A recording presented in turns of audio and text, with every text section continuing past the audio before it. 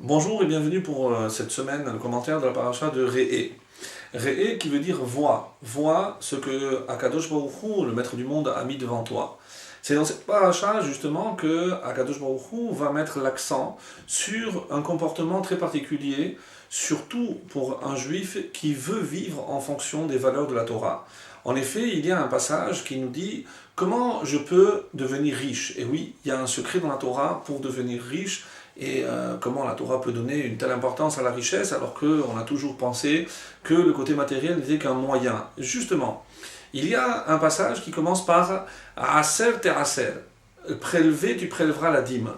Et nos maîtres disent pourquoi il y a cette redondance, pourquoi il y a deux fois le verbe prélever la dîme, pour que je comprenne que, comme la Gemara nous le dira, à Aser, si tu veux devenir riche, il faut prélever la dîme. Donc ça donnera Aser kedesh etit asher. Prélève afin que tu puisses t'enrichir.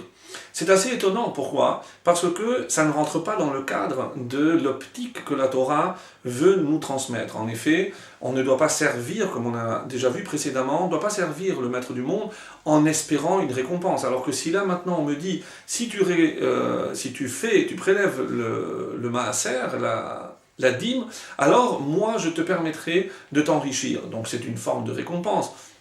Alors, quelle est la différence? En effet, nos maîtres, par ailleurs, dans le Pirkei Avot, nous disent que quelle est la véritable récompense d'une mitzvah. Et là, on nous donne une réponse assez étonnante, mitzvah goreret mitzvah. C'est-à-dire que le fait d'accomplir une mitzvah, Dieu, pour nous récompenser, va nous donner l'opportunité d'accomplir une autre mitzvah. Pourquoi? Parce que schar mitzvah behai alma leka. Dans ce monde, il n'y a pas une récompense qui soit à la hauteur de l'accomplissement de ne serait-ce que la plus petite des mitzvot. Parce qu'on n'est pas là pour attendre une récompense dans ce monde. Donc, pourquoi alors me dire que Dieu me permet d'accomplir une mitzvah? Parce que c'est évidemment la meilleure récompense qui soit, c'est de pouvoir accumuler une récompense qui m'attend dans le monde de la vérité.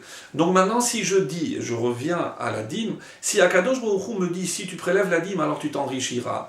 Qu'est-ce que cela veut dire? C'est que t'enrichir, c'est-à-dire te donner la possibilité d'accomplir, de continuer à accomplir la mitzvah de la dîme. Pourquoi? Parce que tant que j'ai de l'argent, je dois prélever la dîme. Quand j'ai plus rien, je ne peux pas le faire. Donc, justement, c'est pas une récompense, c'est faire en sorte que tu continues à comprendre que tout ce que Hachem te donne, ce n'est qu'un moyen de mieux le servir. Alors, il y a un passage très connu, rappelez-vous, lorsque Abraham s'est séparé de Lot. Et il lui a dit, si tu vas à droite, je vais à gauche, et si tu vas à gauche, je vais à droite. Donc, qu'est-ce que cela veut dire? Évidemment, pour créer une séparation, pour bien montrer que les chemins de Lot et d'Abraham se séparaient. Mais avec la langue hébraïque, on peut faire un jeu, à savoir, comme la lettre Shin peut d'abord être un Shin lorsque le point est à droite, et peut être Sin lorsque le point est à gauche. D'ailleurs, c'est sur cela que se base l'interprétation du Talmud. Aser, prélève la dîme, kedesh etit asher, afin que tu t'enrichisses. Donc il y a évidemment un parallèle, puisque c'est la même racine, sauf que le point est à droite pour la richesse et à gauche pour le maaser. Donc qu'est-ce que Abraham veut dire et comment nous on doit comprendre cela? C'est que si tu vas à droite, Hachem t'amènera à gauche. C'est-à-dire si tu ne penses qu'à t'enrichir, Hachem fera en sorte que justement pour que tu puisses t'enrichir et ne pas penser uniquement que la matérialité est une finalité dans ce monde, alors Aser, n'oublie pas de prélever la dîme.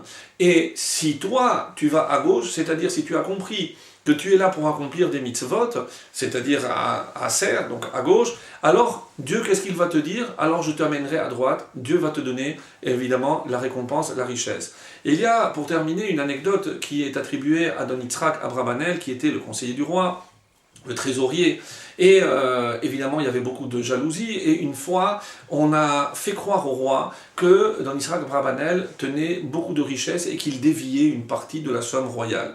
Alors le roi lui a demandé de répertorier tous ses biens.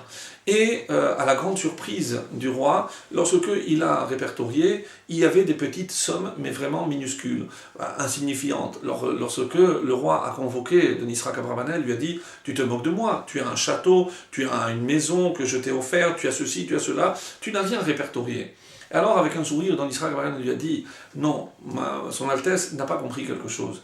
Qu'est-ce qui nous appartient véritablement? C'est ce que je peux donner. Autrement dit, la preuve que tous ces châteaux, vous pouvez me le reprendre, donc ça ne c'est pas à moi.